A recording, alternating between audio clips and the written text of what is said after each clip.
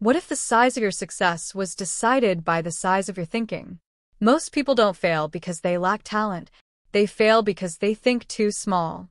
David J. Schwartz's timeless classic, The Magic of Thinking Big, shows you how thinking bigger can reshape your entire life. This isn't motivation fluff. It's a mindset revolution. Believe you can succeed, and you will. Imagine this. You're at a job interview. Two people walk in. The first one says, "I hope I can do this." The second walks in with calm confidence. "I will do this." Who would you bet on? David Schwartz opens the book with a truth that hits home. Belief triggers the power to do. When you truly believe in your ability to succeed, you activate your mind to find ways to make it happen. It's not magic. It's psychology. Think of belief like a mental engine. If you feed it doubt, it stalls. If you feed it belief, it powers forward. People who think big act big because they give themselves permission to win. Take someone like Howard Schultz, the guy behind Starbucks. He didn't just dream of selling coffee. He believed he could change how the world drinks coffee. That belief turned a small Seattle coffee shop into a global brand. So here's your takeaway. Backhand index pointing right, don't just wish for success. Believe you can have it. It's the first step to making it real. 2. Cure yourself of excusitis, the failure disease. Picture this. You ask someone why they haven't started their dream project, and they say, "I'm not smart enough. I don't have the money. I'm too old. I don't have the right connections." Sound familiar? David Schwartz calls this mental virus excusitis. And it's deadly, not to your body, but to your potential. It's what people use to justify staying stuck. But here's the twist. Successful people have the same problems. They just don't let the excuses win. Schwartz breaks it down into 4 common types. Health excusitis. I'd do more if I felt better. Intelligence excusitis. I'm just not that smart. Age excusitis. I'm too young/too old. Luck excusitis. They were just lucky. But the truth? Most limitations are self-imposed. Believing your excuse makes it real. Successful people replace excuses with action. They say, "Okay, maybe I'm not perfect, but how can I move forward anyway?" Key insight to carry with you. The more you talk about why you can't, the less energy you have to figure out how you can. 3. Build confidence and destroy fear, told like a story. You ever have one of those moments where your heart races and your hands go cold just because you're about to speak in front of people? Let me tell you about my friend Ramesh. Ramesh is smart, incredibly smart, but for the longest time, fear ran his life. At work, he had brilliant ideas, game-changing stuff. But every time he was asked to present, he'd freeze. He'd say, "I'm not good at speaking," or "What if I mess up?" And so his ideas stayed locked up, while others with half his insight moved ahead. Then one day, something shifted. He read this idea from David Schwartz's The Magic of Thinking Big.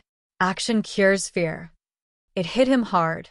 Fear wasn't the problem, inaction was. So, Ramesh did something simple. He started small. He volunteered to speak for just 1 minute at the weekly team huddle. The first time, his voice shook. The second time, it cracked. But the third, he crushed it. He stood taller, spoke louder, and you could feel it. He was becoming confident. Schwartz says fear is like a fog. Thick, blinding, paralyzing. But the moment you move into it, take action, it begins to clear. Ramesh didn't suddenly become fearless. He just acted anyway. That's the difference. Here's the takeaway. The one line to carry with you. Confidence isn't built by waiting for fear to leave. It's built by moving through it. 4. Think big. Don't sell yourself short. Let me tell you a story about a tailor named Iqbal. Iqbal ran a small shop in a quiet alley. Good with his hands. Honest. But he never advertised, never raised his prices, and never thought he could do more. "I'm just a local tailor," he'd say, brushing off compliments. "People like me don't make it big." One day, a customer came in, a businessman from another city. He looked at Iqbal's stitching and said, "Why are you here in this alley? You could have a showroom, a brand." Iqbal laughed nervously. "Me? No, no. I'm not that type. But that question stuck. For the first time, Iqbal began to wonder. Why not me? He started small, improved his signage, got listed online, asked for reviews, even created a small label with his name. In 2 years, he wasn't just a tailor. He was the founder of a boutique brand with a line of custom suits and customers across 3 cities. That's the power of thinking big. David Schwartz says most people don't fail because they aim too high and miss. They fail because they aim too low and hit. We're trained to shrink ourselves. I'm not qualified. I'm too small. I'm not ready. But when you think small, you act small. And small actions lead to small results. Thinking big isn't arrogance. It's permission. Permission to believe your ideas matter. That your dreams aren't ridiculous. That your future is bigger than your present. One line to carry with you. The size of your success is determined by the size of your thinking. 5. You are what you think you are. Let me tell you a story about Neha, a receptionist at a corporate office in Pune. She was polite, punctual, and brilliant, but no one saw her that way. They saw just a receptionist. And after a while, so did she. She'd tell herself, I'm not management material. I don't have an MBA like the others. Who would listen to me anyway? But then something small and powerful changed her life. She read a quote from David Schwartz's book, You Are What You Think You Are. It stuck. So one morning, she tried something different. She walked in a little taller. She greeted people like she belonged. She started reading business books during her lunch breaks and offered suggestions to her team leader when no one else did. Within 6 months, the company offered her a role in HR. A year later, she was leading onboarding for new employees. What changed? Not her qualifications, her mindset. David Schwartz says, Others see in us what we see in ourselves. If you carry yourself like you're valuable, people treat you that way. If you think of yourself as just a something, just a student, just a freelancer, just an intern, you limit your own growth. It's not about pretending. It's about projecting the respect you want to receive. Here's the insight to carry with you. Upgrade your self-image and your results will rise to match it. You are what you think you are, so think of yourself as someone worthy of more. 6. Manage your environment. Go first class. Let me tell you about Arjun, a talented graphic designer from a small town near Delhi. He had big dreams, wanted to work with major brands, create campaigns that made people feel something. But most of his time was spent around people who thought small. His friends would say things like, Yar, just be happy with what you have. Freelancing? That's not a real job. Success is for rich kids, not people like us. And slowly, their thinking became his. Then something changed. Arjun attended a creative design conference in Mumbai. For the first time, he was surrounded by people who talked possibilities, not limits. Designers who were bold, driven, unapologetically ambitious. They weren't afraid to charge higher. They weren't scared of competition. They believed in excellence and they lived it. Arjun came back changed. He upgraded everything, his mindset, his portfolio, even his workspace. Within a year, he landed projects with 2 international clients. Why? Because he changed his environment. David Schwartz says, Your mind is a product of your environment. So pick a first-class one. If you're always around people who doubt, fear, or settle, you'll start doing the same. But if you surround yourself with those who think big, act bold, and move forward, you absorb their energy. You grow. Here's the insight to carry with you. Go first class, not just in things but in people, ideas, and standards. Low expectations lead to low results. So upgrade your surroundings if you want to upgrade your life. 7. Make your attitudes your allies. Let me tell you about Sonal, a marketing executive who always seemed to have a cloud over her head. She was good at her job, but always on edge. If the client was late, she'd snap. If a coworker got credit, she'd feel threatened. Every little thing felt like an attack. Her attitude? It was costing her more than she realized. One day, her boss pulled her aside, not to scold, but to tell her something powerful. You've got the skills, Sonal. But it's not your work holding you back, it's your attitude. It was a hard pill to swallow. But Sonal took a step back and started noticing how much her inner world was shaping her outer results. That's exactly what David Schwartz talks about. Your attitudes are more important than your intelligence, your talent, or even your education. He says our attitude toward the world determines the world's attitude toward us. So Sonal began showing up differently. She practiced gratitude, even on chaotic days. She started congratulating others instead of comparing. And when problems came up, she focused on solutions instead of complaints. In 6 months, the change was visible, not just to her, but to everyone around her. She got promoted. Not because she suddenly became smarter, but because she became easier to trust, to lead, to work with. Schwartz calls it making your attitudes your allies. The right mindset doesn't just make you better, it invites better results into your life. One line to remember: grow a positive attitude, and the world will mirror it back to you. 8. Think right toward people. Let me tell you about Samir, a young entrepreneur who had just launched his first startup. He had energy, vision, and the hustle. But he had one blind spot: how he treated people.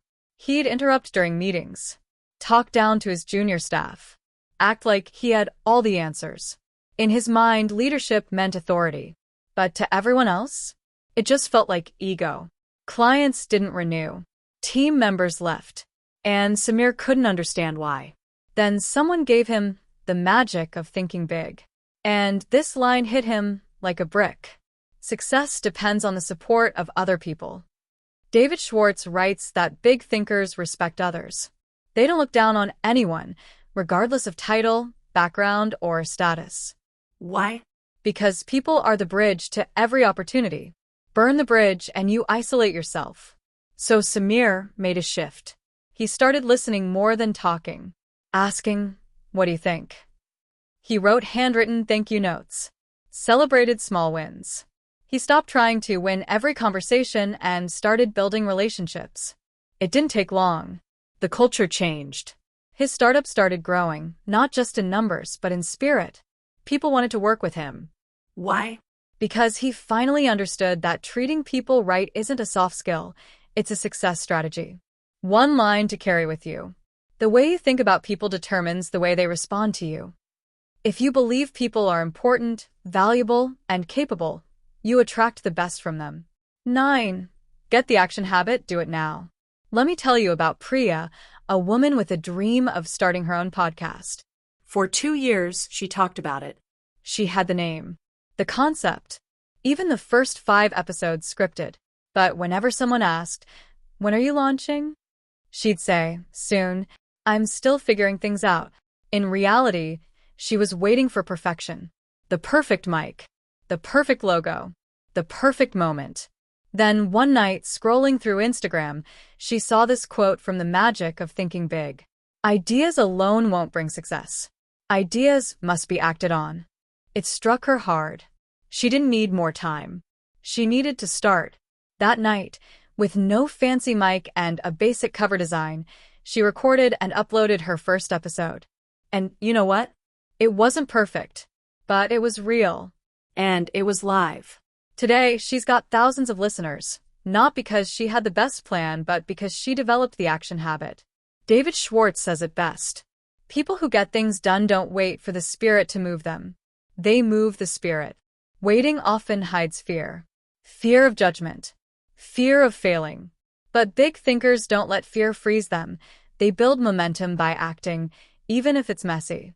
Here's the one-line insight: action cures fear and builds success. Start now. Improve later. 10. How to turn defeat into victory.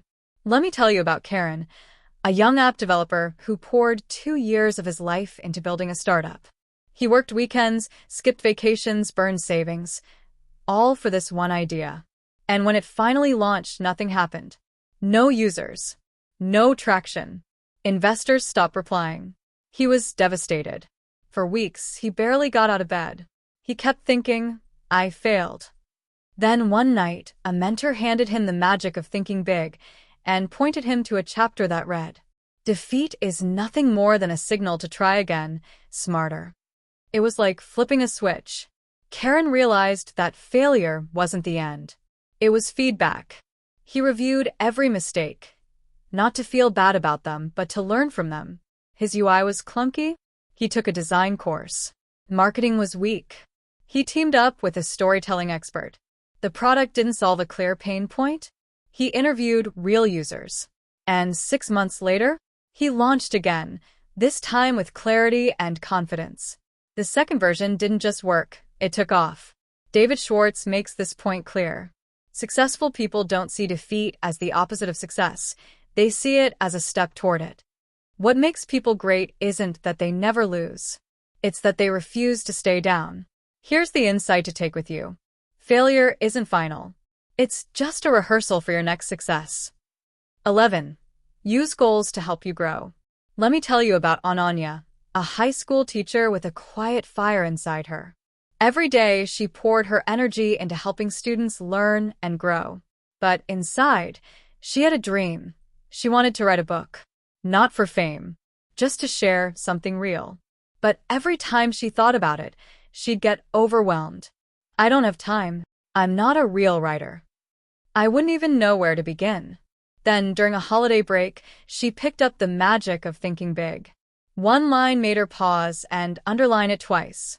A goal is more than a dream. It's a dream being acted upon. David Schwartz explains something powerful.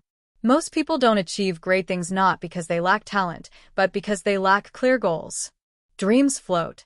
Goals move. So Ananya did something simple. She set a date. By June 1st, I'll finish the first draft. She set a target. Write 300 words a day, rain or shine. She made her dream measurable. And guess what? By June 1st, she didn't just have a draft. She had a habit, a rhythm, and a sense of purpose she hadn't felt in years. The book? It's being edited now. But the real win? She grew. Because her goal wasn't just to write a book, it was to become the kind of person who writes one. Here's the insight to carry with you. Set goals not just to get things, but to grow into someone bigger. 12. Think like a leader. Let me tell you about Ravi, a mid-level manager at a growing startup. He wasn't flashy, didn't speak the loudest in meetings, but he cared. Cared about people. About doing the right thing. About getting better. Still, he didn't see himself as a leader. Until one day, the founder pulled him aside and said, Ravi, you already are one. You just need to start thinking like one. That same week, Ravi came across this idea in The Magic of Thinking Big. To be a leader, think like one. David Schwartz says leadership isn't about titles or status. It's about how you think, act, and lift others. And he breaks leadership into 4 key behaviors. White heavy checkmark 1. Trade passivity for initiative. Ravi stopped waiting for direction. He started proposing ideas, solving problems before they became issues. White heavy checkmark 2. Think improvement in everything. He asked his team, what's one thing we can do better this week? That one question created a culture of continuous progress. White heavy checkmark 3. Think about people first. He stopped managing and started mentoring. Listening more. Encouraging more. Giving credit generously. White heavy checkmark 4. Create confidence.